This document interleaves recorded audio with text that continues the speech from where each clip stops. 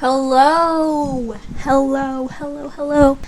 welcome to my little setup. I don't know how I forgot my notes. Okay, today we have a serious topic. Today, we're talking about vaping. We're talking about, our generation's crack cocaine. Okay, I'm so serious. I am so serious, but also I'm here with love and kindness and respect for everybody's journey. But today it's just a very important topic. We should all be talking about our experiences and sharing our stories and our thoughts. Everybody has a story in this. Were you tempted? Have you actually vaped? Have you quit vaping? It's a pandemic. It is. It's something that plagues our generation. So it's a huge problem. Anyway, sorry, I feel like I'm getting a little serious. I've got coffee. I have a fast heart rate, so I'm not actually supposed to be drinking coffee, but it's really taken over me this week. I fear we have a new addiction to talk about, and that's caffeine addiction. But not to sound like cringy. I'm addicted to caffeine. Don't wake me up without my morning coffee. No, I'm not trying to do that. Anyway. So, specifically about vaping, I just want to talk about, why is quitting vaping so freaking hard? I'm familiar with addiction. I do want to... with addiction with other things, okay? I'm just gonna come out and say it, okay? I've dealt with eating disorders, I've dealt with other drugs or substance abuse, that ties in alcohol, retail therapy, buying shopaholic type stuff. I've even had a shoplifting era, and all of this was when I was very young, most of it when I was a minor, but I just want to be open with my experiences. I think everyone should, I don't know, I don't think we should ever be ashamed of any part of our lives or our journey or who we are or what has led us up to who we are today. So I'm very open with that. I guess you could say I was a troubled teen. I had some severe trauma in my teen years, so yeah, I just went through a lot.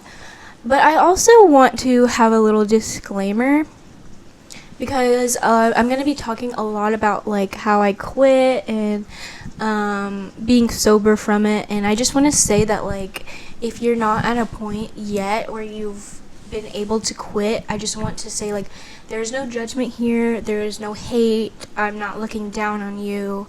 I was once you, and anybody could get addicted, I'm not here to judge you, and I love you, human to human. But yeah, I just wanted to make a little disclaimer that I do consider myself a little privileged to be able to quit, and someone who has partaked in a lot of bad things, I guess, or drugs or substances, and I have come out rather unscathed. I wouldn't say completely, but I just more this. Substances can be life ruining, guys. Addiction is a disease. And, some people have it easier or harder than others when it comes to being able to quit or getting hooked on something. And yeah, I just wanted to say that. Was it very hard for me? And is my journey and my accomplishments valid? Of course, but I guess I'm saying this to be no one is any better than anybody else just because they've quit or whatever. You know what I mean? Okay. We all want to collectively encourage everybody to get better And I will get into that. Like, remember when it was popular to like put people down for vaping or make fun of people for vaping? Well, I do not stand for that, and I will get into that. It's a point in this video, or like a little section, okay? A chapter. So, sorry that I'm going to be like reading from my notebook the whole time. So for me, I have not hit a vape in 7 months, guys. 7 months. That's really amazing for me. That's like so cool. I feel free and I feel healthier, and like day to day I feel better. Like I don't feel like shit. Mood improved, health improved, breathing improved, like so many things, you know. We know when we're vaping that these things are affecting us negatively, our health and our breathing and all of these things. But when you quit, it's just like, oh wow. Like, oh, I was really choosing to make myself feel like shit every single day. In like every way possible. It's really not, it doesn't have any true benefits. Yes, nicotine does make you focus. I had a hard time with it when I was in school. I feel like I was abusing nicotine a lot. But it is so not worth how bad it makes you feel, which ultimately affects your performance in school. So like it might be a shortcut, but if you're really trying to be successful or accomplish anything, I would not recommend using nicotine as a way to focus or whatever. Anyways, okay, but like let's get into it. Yes, I quit. I'm so proud of myself, but hey, I have not hit a vape in 7 months, and I still sometimes think about hitting a vape. It's for real. Like the cravings are gone, and like I went through that whole detox or whatever. All of that is over, yet I still think about it. I will see my friends, or some of my friends, you know, they'll like be gathered and talking and socializing, and we're all having a good time, but everybody has a vape in their hand and everyone's passing their vapes and like, oh, have you tried this flavor? Like, and I still think about it, you know, like it's still hard. And I just want to talk about like, why is quitting vaping so freaking hard? Like, why? I feel like a lot of my friends, like a lot of people that I know, are very intelligent, strong-willed, accomplished people, young people, and they still struggle to quit vaping. So I just want to talk about like some aspects that make it hard besides just the addictive like chemical portion, because it's a society thing. Like it's a societal problem. It's a generational like thing. Also, it gets passed down. Like I feel like as a society we've been fighting nicotine addictions for generations now, and like we have not accomplished very much. I think we're much farther than like the 60s, but you know, we can be doing better. And vapes are something, I mean, we all know. It really changed things. Like, I think we were really starting to win the battle with nicotine and getting, like, children to sustain from smoking when they get older, like, at some point in their life. And vaping kind of just came and wrecked all of that. Because of the fun, pretty colors and flavors, and how easy it is to hide it or take it with you everywhere, you know, always have it in your hand.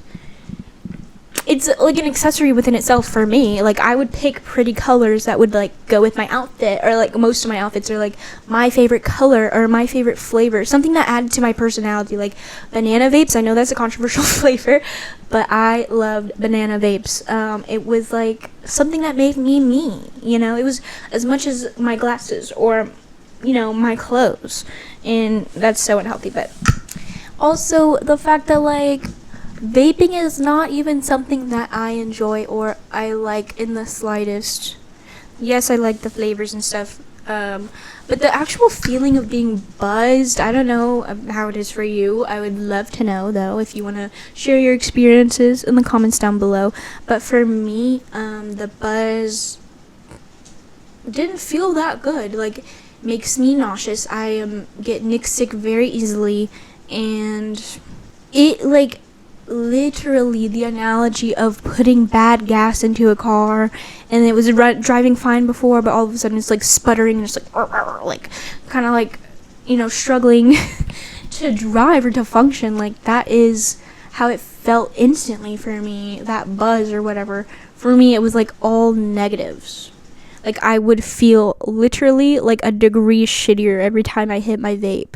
Sicker, literally sicker. We are making ourselves sick. Obviously it's an addiction. Like, I kept hitting it. But yeah, it's just weird to me how something can be so addictive and it's not even something that I like. Because, like, a lot of people like nicotine. They like the taste, they like the feeling, the buzz, and they like smoking cigarettes. Oh, god damn it.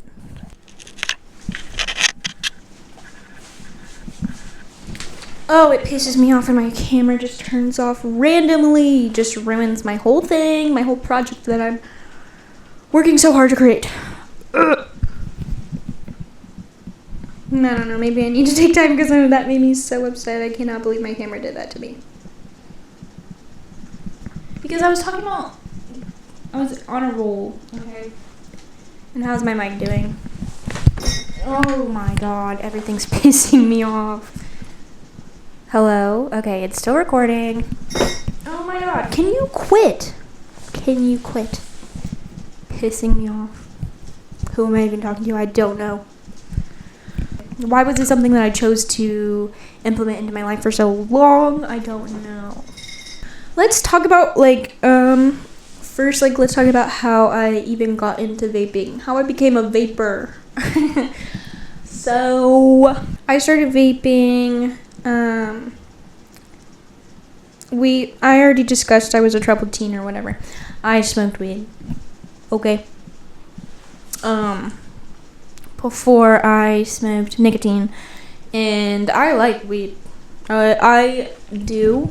Whether or not it's good for me at that period of my life is debatable, and it's definitely something that I monitor and moderate in my life. But I just want to highlight, I don't like nicotine. I don't like how it makes me feel. That's how I know it's truly an addiction. Okay, so there's a lot of research you can do into substance abuse and addiction, but they are a little bit different things. For me, weed is a substance abuse, or it was in my teen years, because I used it as an emotional crutch, a crutch for trauma that I was enduring, and a crutch for symptoms that I was experiencing from bipolar PTSD. Very serious things, and I wasn't being properly medicated. Getting the right treatment is a privilege. It takes a lot of work. Finding the right doctor, getting the right diagnosis, finding the right therapy, finding the right medication. And each one of those things has 100 steps that you have to go through to get to a good point. It's a lot. So I feel and empathize for anybody who has a crutch in their life. I just wanted to say that. I don't know. But, so anyways, for me, I enjoyed smoking weed, and I did not enjoy smoking nicotine. How did that become a thing then? How did I start purchasing one for myself once a week or whatever? Well, it was the social aspect. Honestly, it was, your friends, and they're not trying to be mean or tempt you down a bad path. They are also on that path, but they smoke nicotine and we're all smoking weed. So do you want to hit my vape? It's a natural question. It is socially It was like a form of bonding, honestly, with new people, like them offering you their vape. It was like a special. It's like, whoa, we're cool, like we're friends, like, you know. It was just, the whole aspect is just so social during conversations, like hanging out. Like a vape for a lot of teens is just like, it's a part of the whole thing. So after feeling FOMO and just wanting to be like a part of everyone else and be a part of the social circle, because who doesn't, I started hitting a vape, and eventually the nicotine catches on, because it's a chemical that breeds addiction. Like, there is no way around it. I hit vapes for years without doing it daily, and I would hit my friends' vapes or whatever, just a once in a while occasional thing. And it took years for that seed to like really take root, but from the first time I hit a vape, like the seed was planted. You know what I mean? Just I've been there, and a lot of other people have been there. You think that you can like escape the addiction game. You can't. Like, eventually it will get you. Eventually you will wake up and look around and, oh my god, I'm addicted to this vape. You know? You can't. I mean, if you're buying them consistently, that is an addiction. Anyways, and also, I'm not like being harsh on you if you are a vapor or whatever and you're watching this. It's a necessary mentality to have. So I want to share like my mentality and how I came to the other side of it, so that hopefully it will help someone else out there.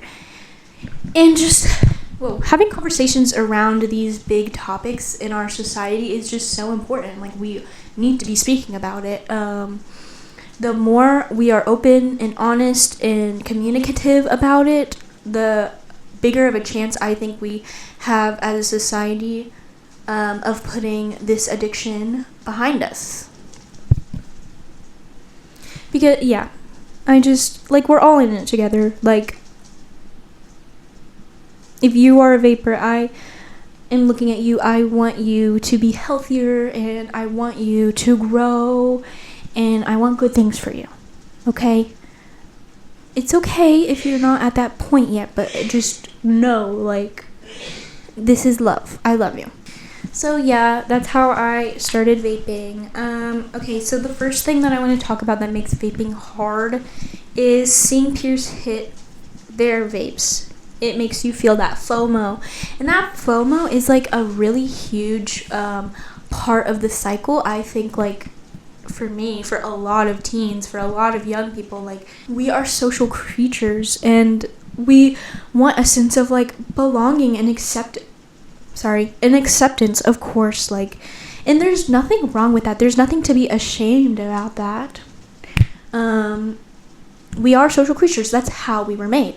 So when something is so embedded into our social gatherings and stuff, our parties, like,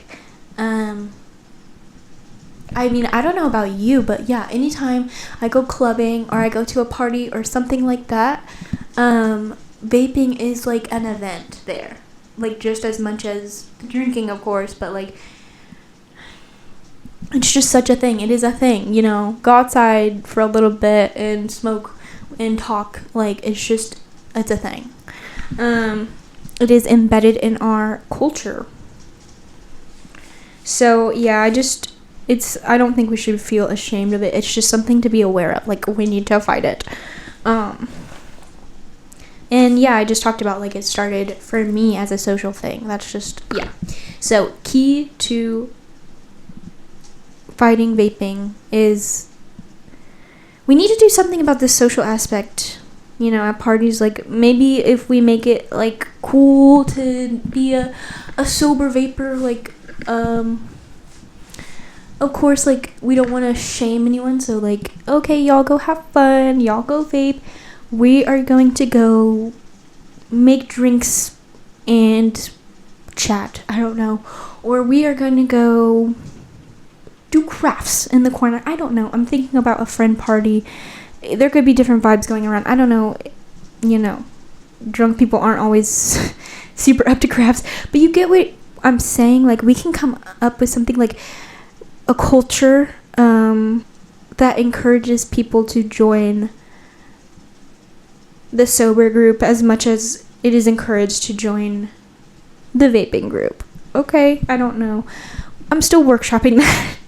we that's really a collaborative idea. We all need to be brainstorming that, okay? I don't know. That's the thing, is like, we don't have all the answers. We're all navigating this problem as a society. Like, we have waves of fighting it or whatever, and let's not diminish our accomplishments. Like, this is not the 60s. My grandpa started smoking, I think, at like 11 years old. He died at around 55. I'm not sure his exact age, but he died very young from heart disease, I think, or something like that. It was horrible. My family still feels his absence, and yeah. I'm sure he wasn't thinking about his ginormous family that he created at 50. He has like all these grandchildren, where at 11, none of us were, he didn't even have kids. Like, also, he didn't have the brain capacity to make a good decision. But it's sad. It's sad. And instead of shaming these people, like, let's listen to their stories and let's be empathetic. Like, it's a disease. It's a pandemic for us to fight as a group, not put down the people who were victims of that. And I say victims because in a perfect world, there would not be like these temptations or like these things that are seemingly good that are horrible for your health or whatever. You know what I mean? Like, who came up with that? Addiction, nicotine, like, wow.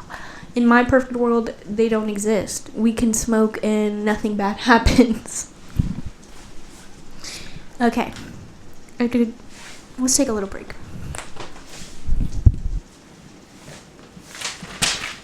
So, yeah.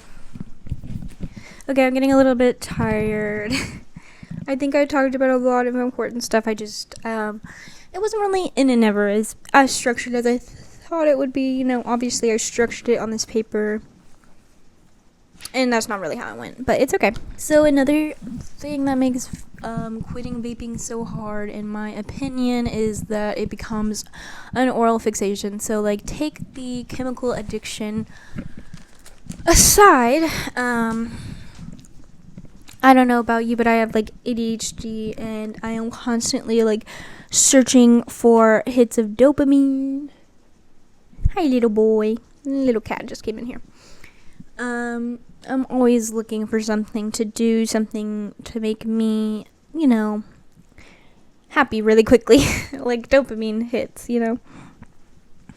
And that is just the easiest, like, little thing to carry around. Just like hit this little thing and you get a little dopamine hit every time. Like, such a shortcut, so easy, but it hinders you, because always looking for dopamine and always being bored does lead to being creative and finding creative ways to end that boredom. So that can be very hindering. I feel like vaping and scrolling on TikTok are one of the same. Like, instead of doing anything, a lot of times I found myself just kind of laying in bed, hitting my vape, watching TikTok, because who needs dopamine from real life when you got these two shortcuts right here? It's not very fulfilling. It's not life. It's not living.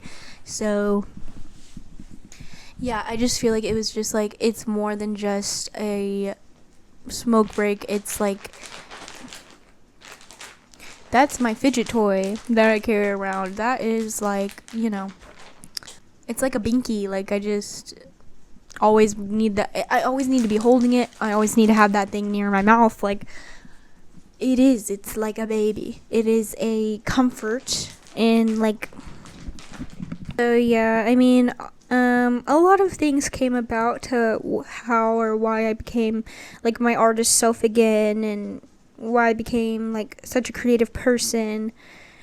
But that is what I would say a big part of it is like taking away that whole thing, that whole cycle on the bed, that I just talked about, the vaping, all of it. Like, go out and find things that make you happy and fill your space and your time with things that you love. But that takes self-love and getting to know yourself and finding things that make you happy. It's not easy, but it's not the shortcut, and it's so worth it to go the hard way round. Okay, so yeah, I've been hinting at this all video, but also, yeah, I just want to say, like, labeling it as bad or labeling people who smoke as bad, I don't think it's very helpful or productive at all. And it does the opposite effect. It keeps people stuck in this mentality. Because, I mean, I would bet a lot of vapors, they would say that vaping does not align with their morals, who they are, or even like the person they want to be. But when you label those people as bad, or you make someone feel bad about their addiction or whatever, I just feel like it keeps them stuck in this I'm bad mindset. Like, you kind of, like, how we view ourselves is so important. If we view ourselves as someone who vapes, or someone who has bad habits who vapes, you get what I'm saying here, to whereas we viewed ourselves as strong-willed people, viewed ourselves as someone who upholds their promises to themselves, someone with strong morals. I don't know. It's just like, if we shift how we view ourselves, all of a sudden, we're not someone who vapes. I don't vape. You know what I'm saying? So, yeah. I hope we can all just make a more loving and accepting environment to encourage people to quit vaping rather than this negativity, So, yeah, we talked about a lot of important stuff. I am getting tired of hearing myself yap, surprisingly. Didn't even know that could happen. But, yeah, I just want to say thank you so much for listening. If you made it this far into the video, what? Oh my god. Let's be friends. Subscribe, comment, like. For real though, like, I am building a community of sorts. I want to foster human connection and talking about things that we just don't talk about or are important to talk about. Like, in this loneliness epidemic, everyone having a hard time socializing or getting off TikTok, getting off their phones. I want to foster a positive environment, an encouraging environment, a fun environment. You see what I'm saying? So yeah, if you're down with that, join me. Yeah, but that's all I have to say for today. Thank you so much.